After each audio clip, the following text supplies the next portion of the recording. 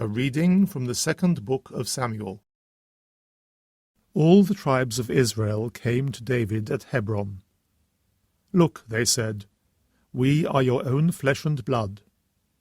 In days past, when Saul was our king, it was you who led Israel in all their exploits, and the Lord said to you, 'You are the man who shall be shepherd of my people Israel, you shall be the leader of Israel.'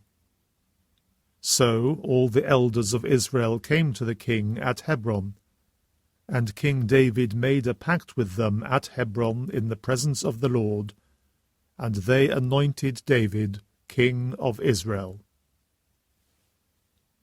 David was 30 years old when he became king, and he reigned for 40 years. He reigned in Hebron over Judah for 7 years and 6 months. Then he reigned in Jerusalem over all Israel and Judah for 33 years. David and his men marched on Jerusalem against the Jebusites living there. These said to David, "You will not get in here. The blind and the lame will hold you off." That is to say, David will never get in here. But David captured the fortress of Zion, that is, the Citadel of David. David grew greater and greater, and the Lord, the God of hosts, was with him. The Word of the Lord. A reading from the Holy Gospel according to Mark.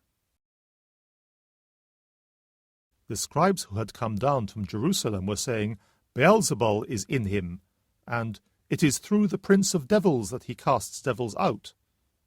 So he called them to him and spoke to them in parables. "How can Satan cast out Satan? If a kingdom is divided against itself, that kingdom cannot last. And if a household is divided against itself, that household can never stand. Now, if Satan has rebelled against himself and is divided, he cannot stand either. It is the end of him. But no one can make his way into a strong man's house and burgle his property unless he has tied up the strong man first. Only then can he burgle his house. I tell you solemnly, all men's sins will be forgiven, and all their blasphemies. But let anyone blaspheme against the Holy Spirit, and he will never have forgiveness. He is guilty of an eternal sin." This was because they were saying, "An unclean spirit is in him." The Gospel of the Lord.